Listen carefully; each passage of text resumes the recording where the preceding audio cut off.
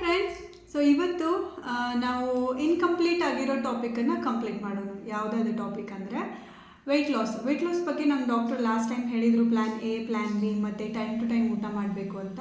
So ಇನ್ನೂ ಉಳಿದ main 2 topics, ಇನ್ನೂ ಲೈಕ್ ಸಬ್ ಪಾಯಿಂಟ್ಸ್ ಬಗ್ಗೆ ಇವಾಗ ನಮ್ಮ ಡಾಕ್ಟರ್ ಹೇಳ್ತಾರೆ. ನಮಸ್ತೆ ವೀಕ್ಷಕರೇ, ಎಲ್ಲರೂ ಕ್ಷೇಮವಾಗಿದ್ದೀನಿ ಅಂತ ಭಾವಿಸ್ತಾ, ಕಳೆದ ಸಂಚಿಕೆಯಲ್ಲಿ ನಾವು ವೆಯ್ಟ್ ಲಾಸ್ ಬಗ್ಗೆ, ಹೇಗೆ ತೂಕನ ಕಡಿಮೆ ಮಾಡ್ಕೊಳ್ಳೋದ್ರ ಬಗ್ಗೆ ಮಾತಾಡ್ತಾ ಇದ್ವಿ. ಸೊ ಅದರಲ್ಲಿ ನಾವು ಹೇಗೆ ವೆಯ್ಟ್ ಲಾಸ್ ಮಾಡ್ಕೊಳ್ಳೋದನ್ನ ಯಾವ ರೀತಿ ನಾವು ವಿಂಗಡಣೆ ಮಾಡ್ಬೋದು ಅಂಥೇಳಿ 3 ಭಾಗಗಳಾಗಿ ವಿಂಗಡಣೆ ಮಾಡಿದ್ವಿ. ಒಂದು, ನಾವು ಆಹಾರದ ಮೇಲೆ ಗಮನ ಕೊಡಬೇಕು ಅಂಥೇಳಿ; 2ನೇದು ವಿಹಾರದ ಮೇಲೆ ಗಮನ ಕೊಡಬೇಕು ಅಂಥೇಳಿ; 3ನೇದು ಮಾನಸಿಕ ಒತ್ತಡದ ಮೇಲೆ ಗಮನ ಕೊಡಬೇಕು ಅಂಥೇಳಿ. ಸೊ ಕಳೆದ ಎಪಿಸೋಡಲ್ಲಿ ಆಹಾರದ ಬಗ್ಗೆ ಸಂಪೂರ್ಣವಾಗಿ ಮಾಹಿತಿ ತಿಳ್ಕೊಂಡ್ವಿ. ಅಂದರೆ ಲೈಕ್ ಯಾವ ಥರ ನಮ್ಮ ಆಹಾರ ಇರಬೇಕು, ಏನೇನು ನಾವು ಸೇವಿಸಿದ್ರೆ ಅನುಕೂಲ ಆಗುತ್ತೆ, ನಮ್ಮ ಸಮಯ ಹೆಂಗಿರಬೇಕು, ಮತ್ತು ನಾನು ಕೆಲವೊಂದು ಡಯಟ್ ಪ್ಲ್ಯಾನ್ಗಳನ್ನ ಕೊಟ್ಟಿದ್ದೆ. ಪ್ಲ್ಯಾನ್ ಎ, ಪ್ಲ್ಯಾನ್ ಬಿ, ಅದಾಗದೆ ಹೋದರೆ ಒಂದು ಜನರಲ್ ಪ್ಲ್ಯಾನ್ ಅಂತ ಹೇಳಿ ಕೂಡ ಕೊಟ್ಟಿದ್ದೆ. ಅದನ್ನೆಲ್ಲ ತಾವು ಗಮನಿಸಿದಿರಿ, ಲೈಕ್ ಫಾಲೋ ಮಾಡಲಿಕ್ಕೆ ಟ್ರೈ ಮಾಡ್ತಾಯಿದ್ದೀರಿ ಅಂತ ಅಂದ್ಕೊಳ್ತಾ, ಈ ದಿನದ ಎಪಿಸೋಡಲ್ಲಿ ಮುಂದಿನ ಇನ್ನು ಉಳಿದಂಥ 2 ಭಾಗಗಳು, ಅದು ಯಾವುದು ಅಂತಂದರೆ ಲೈಕ್ ನಮ್ಮ ದೈಹಿಕ ಪರಿಶ್ರಮ ಹೇಗಿರಬೇಕು, ಮತ್ತು ಇನ್ನೊಂದು ಲಾಸ್ಟ್ ಒಂದು ಬಂದು ಮಾನಸಿಕ ಒತ್ತಡನ ಹೆಂಗೆ ನಿವಾರಣೆ ಮಾಡಬೇಕು ಅಂತೇಳಿ. ನೋಡಿ, ಈ ತೂಕ ಮ್ಯಾನೇಜ್ಮೆಂಟಲ್ಲಿ ಅಥವಾ ತೂಕನ ಕಡಿಮೆ ಮಾಡ್ಕೊಳ್ಳೋದ್ರಂಥದ್ದಲ್ಲಿ ಆಹಾರ ಅಂದರೆ ಲೈಕ್ ಅದು ಮಾತ್ರ ಇಂಪಾರ್ಟೆಂಟ್ ಆಗೋದಿಲ್ಲ. ಸೊ ಈ ವಿಹಾರ ಅಥವಾ ದೈಹಿಕ ಪರಿಶ್ರಮ ಅಥವಾ ಈ ಮಾನಸಿಕ ಒತ್ತಡನ ಮ್ಯಾನೇಜ್ ಮಾಡೋದು ಕೂಡ ತುಂಬ ಇಂಪಾರ್ಟೆಂಟ್ ಆಗುತ್ತೆ. ಯಾಕೆ ಅಂತಂದರೆ, ನಾವೆಲ್ಲ ಆಹಾರದಲ್ಲಿ ನಾವು ಕಂಟ್ರೋಲ್ ಮಾಡ್ಕೊಳ್ತೀವಿ, ಬಟ್ ನಮ್ಮ ದೈಹಿಕ ಶ್ರಮ ಆಗದೆ ಹೋದರೆ ನಾವು ಏನು ಡಯಟ್ ಮಾಡ್ತಾ ಇರ್ತೀವಿ ಅದು ಸರಿಯಾಗಿ ಆಗೋದಿಲ್ಲ, ಸಿಂಕ್ರನೈಸ್ ಆಗೋದಿಲ್ಲ. ಹಾಗಾಗಿ ತೊಗೊಂಡಿರುವಂಥ ಆಹಾರನ ಬರ್ನೌಟ್ ಮಾಡಬೇಕಲ್ಲ, ಎಕ್ಸೆಸ್ ಕ್ಯಾಲೋರಿನ ಬರ್ನೌಟ್ ಮಾಡಬೇಕಲ್ಲ. ಹಾಗಾಗಿ ನಾವು ದೈಹಿಕ ಪರಿಶ್ರಮ ಮಾಡಲೇಬೇಕು. ಇದ್ರ ಜೊತೆಗೆ ಇನ್ನೊಂದು ಮುಖ್ಯ ಕಾರಣ ಆಗ್ತದೆ ವೇಟ್ ತುಂಬ ಜಾಸ್ತಿ ಆಗಲಿಕ್ಕೆ, ಮಾನಸಿಕ ಒತ್ತಡ. ಹಾಗಾಗಿ ಅದನ್ನು ಕೂಡ ಮ್ಯಾನೇಜ್ ಮಾಡಲಿಕ್ಕೆ ನಾವು ಪ್ರಯತ್ನ ಮಾಡಲೇಬೇಕು. ಹಾಗಾದ್ರೆ ಏನು ಮಾಡೋದು?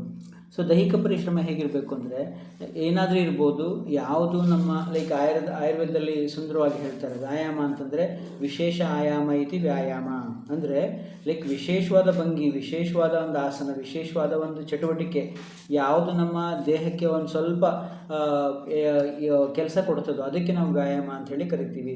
ಸೊ ಹೆಂಗಿರಬೇಕು, ಒಂದು ಒಳ್ಳೆ ಪ್ಲ್ಯಾನ್ ಹೆಂಗಿರಬೇಕು ಅಂತ ನೋಡಿದ್ರೆ, ನೀವು ಏನೇ ಮಾಡಲಿ ಅದನ್ನ ನಿಯಮಿತವಾಗಿ ಮಾಡಬೇಕು. ನಿಯಮಿತವಾಗಿ ಅಂದರೆ ಕನ್ಸಿಸ್ಟೆಂಟಾಗಿ, ಒಂದಿನ ಕೂಡ ಬಿಡದಿರಂಗೆ ಮಾಡುವಂಥದ್ದು, ಅಥವಾ ಮ್ಯಾಕ್ಸ್ ಟು ಮ್ಯಾಕ್ಸ್ ಒಂದು ವಾರದಲ್ಲಿ 5 ದಿನ 6 ದಿನನಾದರೂ ಮಾಡಲಿಕ್ಕೆ ಪ್ರಯತ್ನ ಮಾಡುವಂಥದ್ದಕ್ಕೆ ನಿಯಮಿತ ವ್ಯಾಯಾಮ ಅಂತ ಹೇಳ್ತೀವಿ. ಅದು ತುಂಬ ಇಂಪಾರ್ಟೆಂಟ್ ಆಗ್ತದೆ. ಏನು ಮಾಡ್ಬೋದು ವ್ಯಾಯಾಮ ಅಥವಾ ದೈಹಿಕ ಪರಿಶ್ರಮದ ರೂಪದಲ್ಲಿ ಏನು ಮಾಡ್ಬೋದು? ಒಂದು, ನೀವು ವಾಕಿಂಗ್ ಹೋಗ್ಬೋದು. 2ನೇದು ಏರೋಬಿಕ್ಸ್ ಕೂಡ ಟ್ರೈ ಮಾಡ್ಬೋದು. 3ನೇದು ಯೋಗ ಆಸನಗಳನ್ನ ಮಾಡ್ಬೋದು. ಸೊ ಇವು 3ಗಳಲ್ಲಿ ನೀವು ಯಾವುದಾದ್ರೂ ಕನ್ಸಿಡರ್ ಮಾಡ್ಬೋದು. ಅಥವಾ ಹೀಗೆ ನೀವು ಡಿವೈಡ್ ಮಾಡ್ಕೊಳ್ಬೋದು ನಿಮ್ಮ ದೈಹಿಕ ಪರಿಶ್ರಮನ.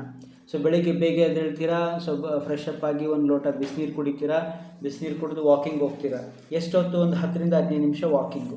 ಮೊದಲು ನೀವು ನಿಧಾನಕ್ಕೆ ವಾಕಿಂಗ್ ಶುರು ಮಾಡಿ, ಆಮೇಲೆ ಬ್ರಿಸ್ಕ್ ವಾಕಿಂಗ್ ಶುರು ಮಾಡೋದು. ಸೊ ಒಂದು 10 to 15 ಮಿನಿಟ್ಸ್ ಬ್ರಿಸ್ಕ್ ವಾಕಿಂಗ್ ಹೋಗ್ತೀರಾ, ಹೋಗಿ ಬರ್ತೀರಾ.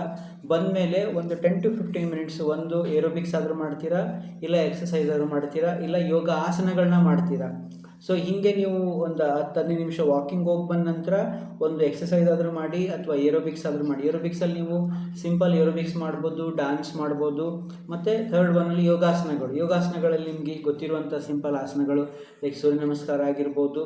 ನಿಮಗೆ ಗೊತ್ತಿರುವಂಥ ಸಿಂಪಲ್ ಆಸನಗಳನ್ನಾದರೂ ಮಾಡಿ. ಇಲ್ಲ ನೀವು ಇನ್ನೂ ಕಂಪ್ಲೀಟಾಗಿ ಒಂದು ಪ್ಯಾಕೇಜ್ ಆಗುತ್ತೆ, ದೈಹಿಕ ಪರಿಶ್ರಮದ ಪ್ಯಾಕೇಜ್ ಆಗುತ್ತೆ. ಸೊ ಹಾಗಾಗಿ ಇವುಗಳನ್ನ ನೀವೇನೇ ಮಾಡ್ತಿರಲ್ಲ ಕನ್ಸಿಸ್ಟೆಂಟಾಗಿ ಮಾಡಬೇಕು. ಒಂದಿನ ಬಿಡದಿರಂಗೆ ಕಂಟಿನ್ಯೂಸ್ ಆಗಿ ಮಾಡಬೇಕು.